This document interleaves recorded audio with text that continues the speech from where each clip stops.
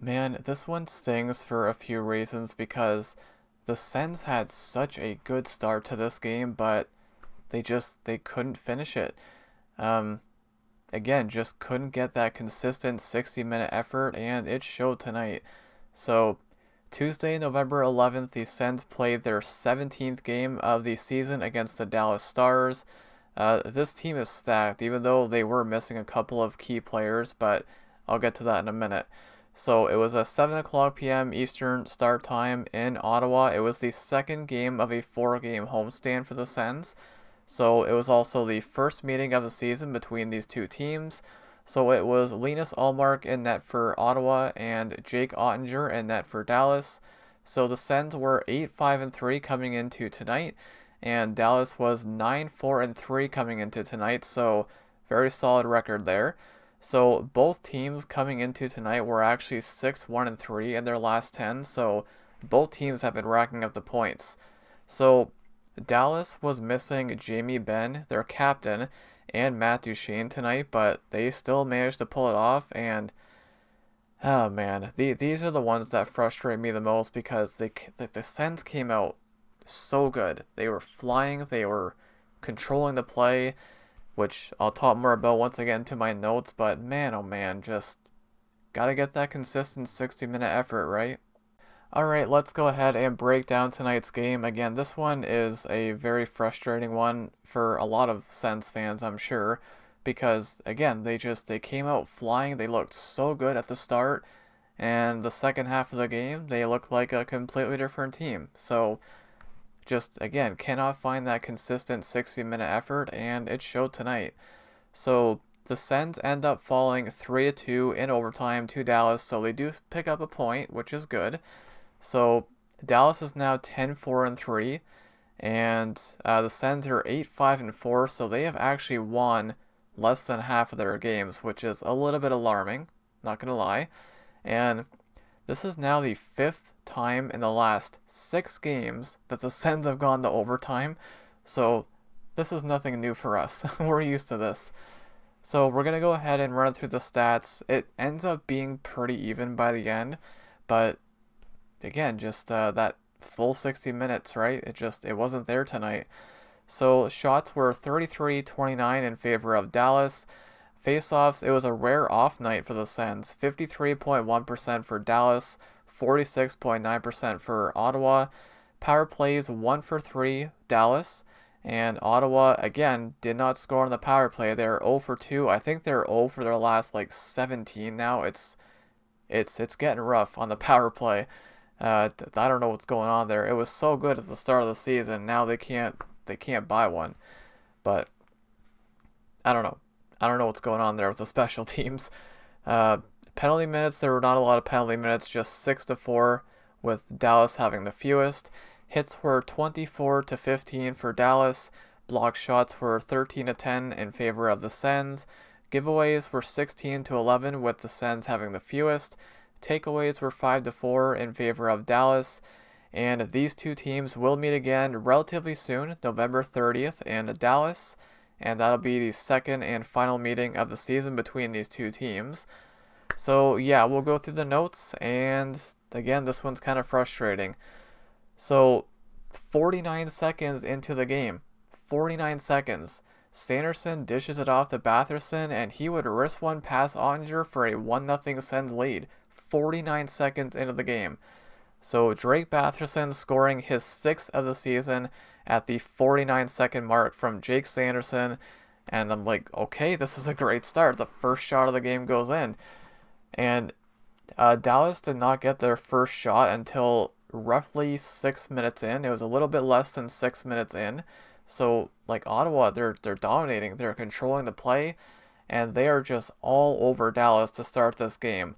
So there was a long shot by Clevin. It would get deflected. It actually went off the post, so that almost went in. And the Sens just continuing to dominate. And of all people, Nick Jensen would score. Yeah, of all people, who would have thought? So Nick Jensen scoring his first goal of the season. I think it's his first goal in like 42 games or something like that.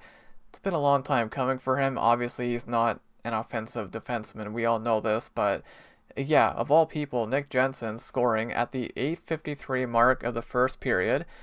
Michael Amadio and Claude Giroux drawing the assist there, so it's 2-0 Sens. Like, we're looking great. The Sens are in full control of this game. So, also, that first goal from Batherson to the second goal from Jensen, there were no whistles. There was about 8 minutes there without a whistle. The first period flew by. I'm like, oh my goodness, we're gonna be out of here in like an hour and a half at this rate. um, yeah, there were no whistles between those two goals at all, which is just insane. So I put this down too. The first commercial break didn't come until around 11 minutes into the period, which, if you know, the first commercial break is at the 6 minute mark, and then the second commercial break is at the 10-minute mark. Now, of course, they don't take commercials for certain stoppages like icings during power plays on goals, sometimes on goals, but yeah, getting your first commercial break 11 minutes into the period is very unusual. So, again, the period was flying by. So, Batherson would end up taking a holding penalty, and the commentator Kenzie Lalone, she mentions that Ottawa's penalty kill is actually 10th in November, so that's pretty good, right? And they are 6 for 6 in their last three games coming into tonight. They did give up the power play goal tonight, of course. So Hintz would have a good look. That was a big glove save by Allmark there.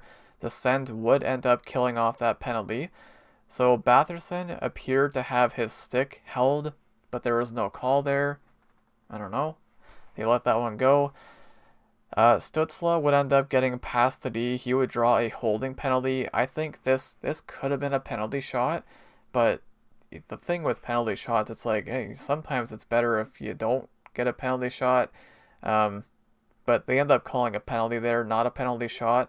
So the Sens would go to the power play, and I put in my notes here, they're 0 for their last 17 coming into that power play.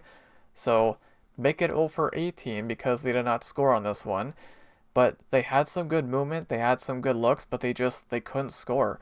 So again, I don't know what the heck is going on with the power play, but 0 for 18, that's terrible. Like, and again, especially when they started off so good on the power play this season.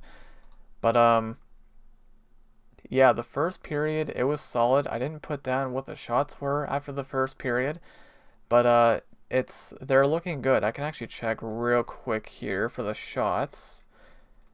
The shots after the first period were, where is that? They were 12-6 for Ottawa. For some reason, I don't have that in my notes, but yeah, 12-6 for Ottawa, so they're controlling the play. Like, Dallas is really not doing too much at this point. So we roll into the second period. Shabbat came out for the start of the second period. He kind of skated around for a little bit, and something was up there. I still don't know what the problem was, but he would go back to the dressing room, and he did not return. So that did not help Ottawa's case tonight. So they played basically 2/3 of the game with five defensemen. So yeah, I don't know what even happened to Shabbat. I don't know what the issue was. I don't know how serious it is. I hope he is back for the next game because they need him big time. But yeah, playing basically 2/3 of a game with five defensemen is always rough for any team. So, that's a big blow for the Sens there. So Greg would have a partial breakaway that was stopped. He didn't really get a great shot off though.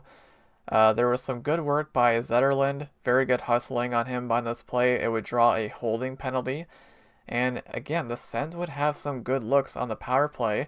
Pinto had a really good chance. He was looking to go 5-hole, but that was stopped. But Dallas would kill it off, and I believe this is now 0 for 19 now, the Sens power play? Like, it's just, it's brutal at this point. And at this point here, this is when they announced that Shabbat will not return tonight. So, again, big blow to the Sens. They really need him, but yeah, I just hope it's not too serious for Shabbat. So the game at this point started to get a bit more physical for both teams. There were some hits being thrown around. It's not really like an overly physical game. just 24 to 15 were the hits, but at this point it was getting a bit more physical. So the shot attempts with 5 minutes left in the second period were 32 to 16 for Ottawa. That's it. Just 16 shot attempts for Dallas with 5 minutes left in the second period. And at this point, I'm thinking, okay, they're looking pretty good, right? Like they're in control. They're playing a really good shutdown game. They got a 2-0 lead. They're looking really good right now. And of course, whenever I have thoughts of something along those lines, usually something bad follows that, and tonight was no exception. So Dallas would have a 2-on-1. Rantanen goes for a pass. There was a great defensive play by Sanderson to block it, and they actually didn't even get a shot out of that play. That was a really good defensive play by Sanderson. So then there was a block shot by Clevin. It led to a breakaway for Rantanen. He was everywhere tonight, it seemed like, Rantanen. The crowd was actually booing him at one point. But yeah, Rantanen gets a breakaway and he would score. Just kind of a deflating goal, kind of late in the period too. So Mikko Rantanen would score his 9th of the season from Jason Robertson at the 16:22 mark of the second period. So kind of late into the second. It's at this point I'm still feeling they're still playing a pretty good game at this point, right? Like, it was a mistake. Clevin, the shot was blocked. Bit of a fortunate bounce for Dallas to get that breakaway, but that did make it 2-1. So the Sens do still have the lead. We would go into the second intermission, and the Sens have a 2-1 lead. And the shots in that second period were 9-7 for Ottawa. So again, pretty good second period for Ottawa. But now we roll into the third period, and this is where things change completely. So Ullmark, this is kind of a funny play. So Ullmark kind of sticks his arm out because Rantanen was skating. Again, Rantanen, I feel like he was everywhere tonight. But Rantanen kind of skates through the crease, and he bumps into Ullmark's arm. And I guess Ullmark is just kind of trying to slow him down. But he would bump into him, and they would both go flying like towards the corner. There were no penalties on that play, but it was just kind of a funny play there when you look at the replay. But yeah, that happened. So Dallas would have another 2-on-1. Foxa has a good look, but that was stopped by Ullmark. And Dallas had another shot that was stopped. There was chaos around the Ottawa net. Ullmark was down and out, and somehow Ullmark stopped this. I don't know. I didn't put who put that, or who took the Dallas shot there on that play, but Ullmark was down, he was out, and he somehow makes a save there. I don't know. Somehow it stayed out, but that could have went in. So Greg would take a tripping penalty. So Rantanen on that power play, again, Rantanen would have a shot off the mask of Ullmark. He would it would loosen his mask. He would kind of shake it off earlier or later, I should say. So at this point on this power play, I put down, it felt like Dallas was starting to take over. It really did. And usually when I have that thought, I'm like, okay, this team's starting to take over a little bit. Usually there's a goal that follows, right? Tonight was no exception. So shortly after, literally, like in my notes, I have felt like Dallas is starting to take over.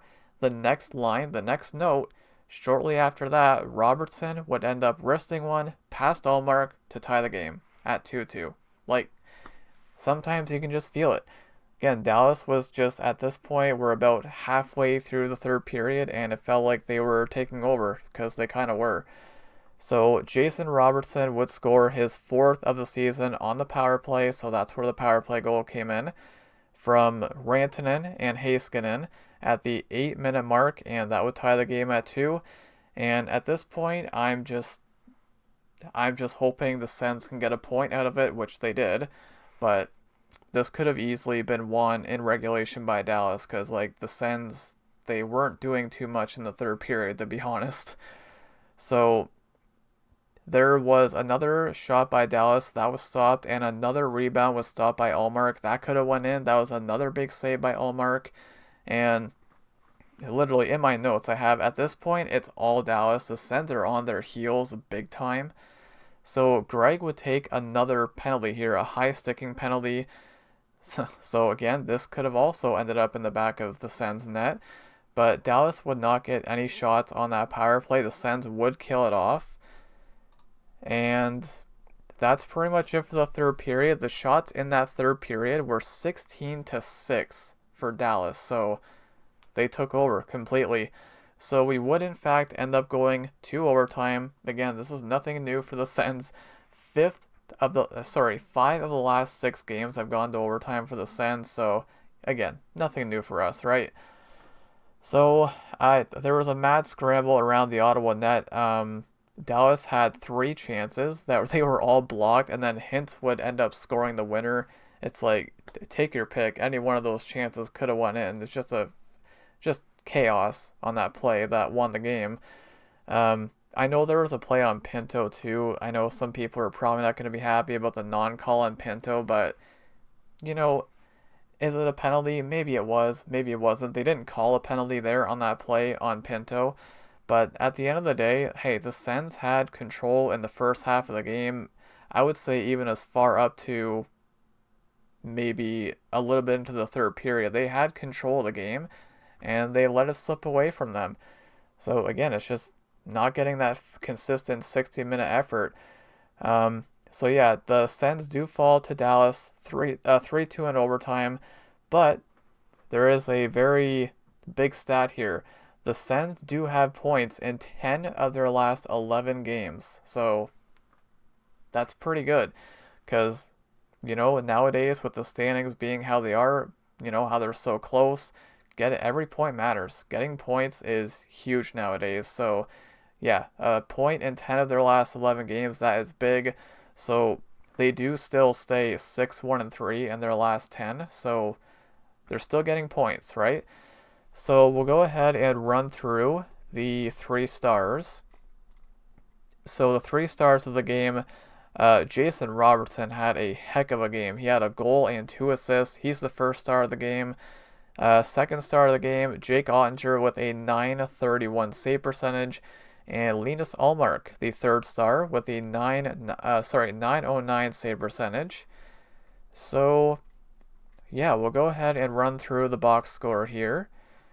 So for the Sens forwards, our point getters, Batherson with the 1 goal, and Amadio and Giroux had an assist. And then Jensen had the goal. Again, that's his first goal in like 42 games or something crazy like that. So good to see him finally get one. And Sanderson would also get an assist. And for the plus minus, we got Zub and Sanderson +1. Clevin was -1. And then for the forwards, we have Stutzla, Amadio, and Giroux +1. And Pinto and Dylan Cousins were -1. Everyone else was even. And then for shots, Batherson had the most with 5 for forwards. And Clevin actually had 5 shots. Wow. Wow, I was not expecting that.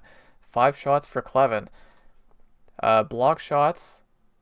By the way, that Clevin tied Batherson for the most shots tonight. For block shots, defensemen Jensen and Sanderson had 2 each.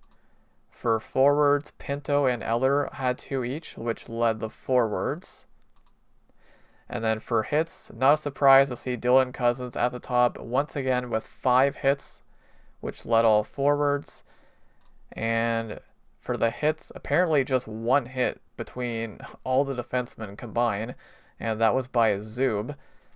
And there is that. And of course, Linus Ullmark had a good game. He stops 30 out of 33 for a .909 save percentage. He played well and he made some big saves. So at the end of the day, this is Dallas. They are a good team. Yes, they were missing Ben, their captain, and Duchesne, but they still got a lot of good players, man. They got Rantanen, Robertson, Hintz, Heiskanen, Harley. They got Ottinger. I mean, they still got a good team, right? I mean, they're 10-4-3 on the season, and I do believe they have won 3 in a row now. I have the standings pulled up here. Let me check real quick. So Dallas, yeah, they've won 3 in a row. They're 7-1-2 now in their last 10. So there's no shame in losing to Dallas. Oh, and by the way, they are 5-1-2 on the road now. So again, no shame in losing to Dallas, but because of how it happened, because the Sens had a 2-0 lead, it stings a little bit. But at the end of the day, they do pick up a point, which is huge. So the Sens are now, they're still sitting third in the division. So Boston is one game, they're 2 points ahead of them. They have a game in hand on Boston. And funny enough, that is going to be their next opponent, the Boston Bruins, on Thursday, November 13th, 7 o'clock p.m. Eastern start time. And that will be the third game of a 4-game homestand for the Sens. So, yeah, if the Sens win that, they'll actually be tied with the Bruins in points and games played. So, yeah, we'll see how that goes. The Bruins, these two teams just met a week ago. This is going to be the third time they met already this season, which is insane. Um, it's kind of crazy to think. This will be the third time the Sens have played the Bruins this season, and they haven't even played the Leafs yet, which is just kind of weird to me, but weird schedule. That's a whole topic for another video maybe, but yeah, there you go. So again, final score 3-2 for Dallas in overtime. The Sens do fall in overtime, but yeah, again, it stings just because of how it happened. They dominated the beginning part of the game.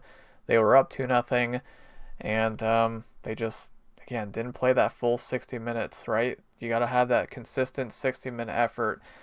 But a point is a point, so we're not going to complain too much about that. But yes, we're going to wrap it up here.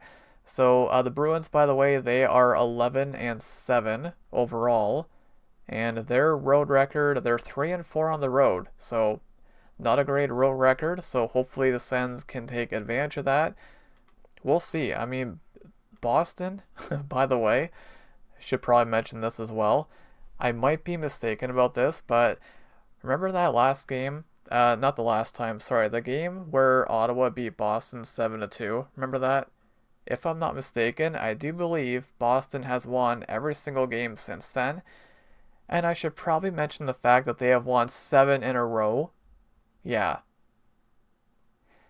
Yeah, they've won 7 in a row. So we're going to hope that the Sens can put an end to that winning streak on Thursday.